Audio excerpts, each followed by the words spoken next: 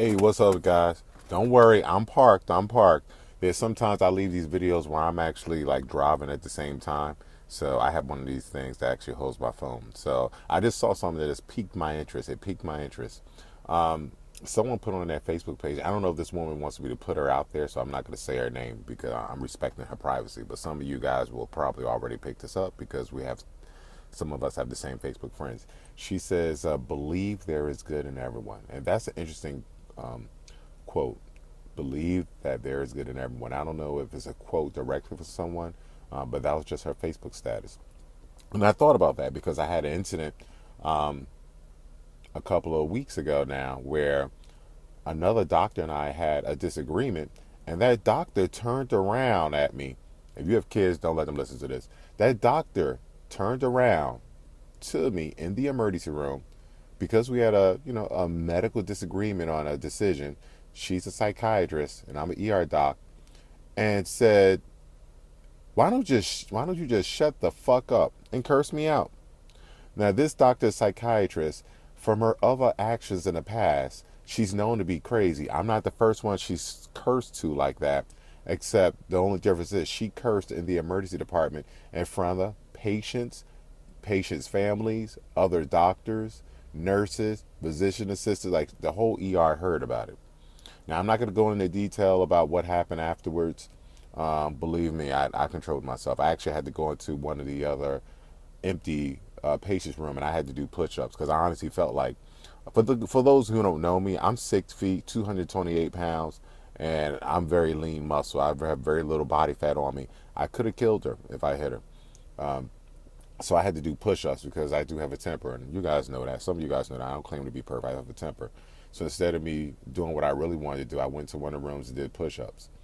And I was just very angry about that. Why? Because, and it goes back to believe there is good in everyone. This woman said that to me. She's a physician. She's a doctor. Technically, as a physician, you're supposed to have certain qualities that make you a little bit different. There's certain professions in this world where you're expected to have certain qualities above or beyond everybody else in certain instances. For instance, like priests, physicians. Um, when I say priests, I mean all clergymen, like religious leaders. Your politicians, like there's lawyers, like you're expected to have certain qualities, and that's a whole nother YouTube video about what qualities you're expected to have. Um, so she consciously, it's not like she consciously told me that in it and felt that it was okay. Like she's a physician. My chairman comes by and asks her, "Did you really say that to Dr. Perry?" She said, "Yeah, I said it." Unapologetically. "Oh yeah, and sometimes I need to control myself," and went back to writing her chart. Now, why am I telling you guys this story? To that person, do I think there's good in that person who treats everybody like shit? Everyone was happy that I stood up to her and told her, "You can't speak to me in that manner. That's unprofessional." And I walked away and did my push-ups.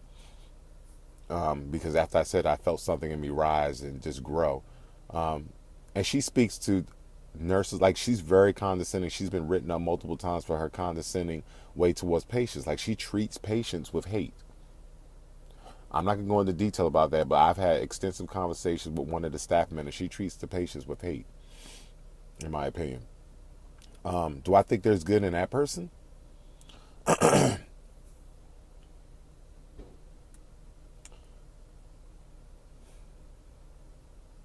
Yes. Why do I say that? When you look at a kid, I have children, and some of you guys have children. When you look at babies and children, have you ever watched a kindergarten class? Have you guys ever watched a 2 year old, 3 year old? We all start off. If you ever watched, and I hate to put us to animals, watch puppies, watch lions, watch any type of young baby animal.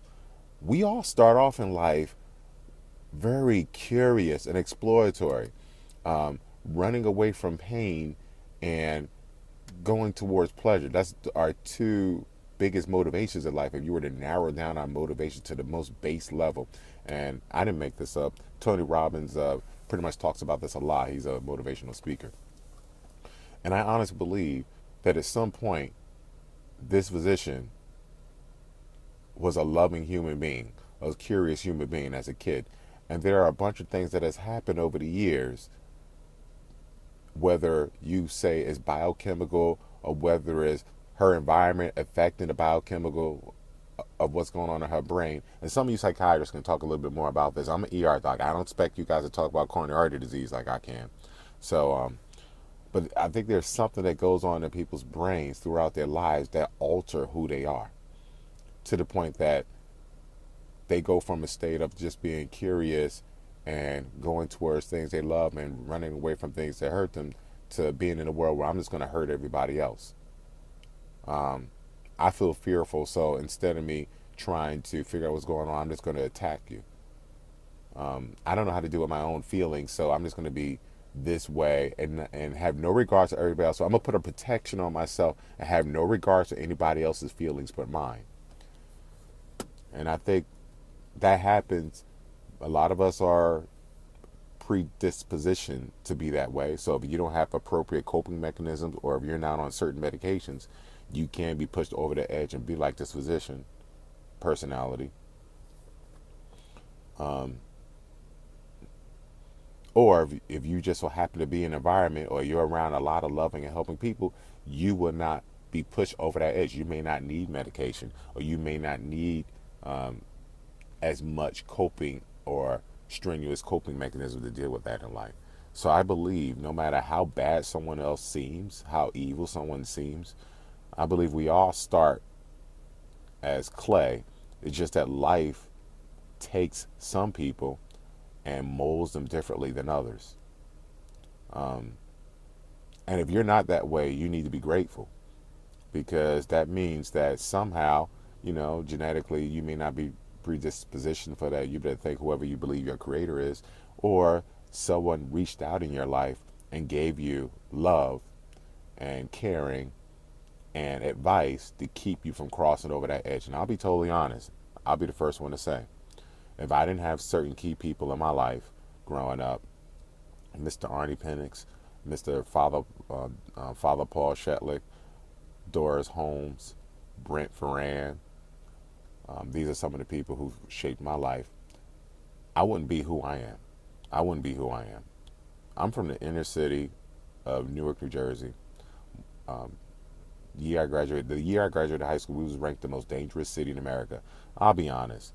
If I didn't have those people in my life and a few other people in my life, Miss Sadie Bonner, God rest her soul, I wouldn't be here messaging you.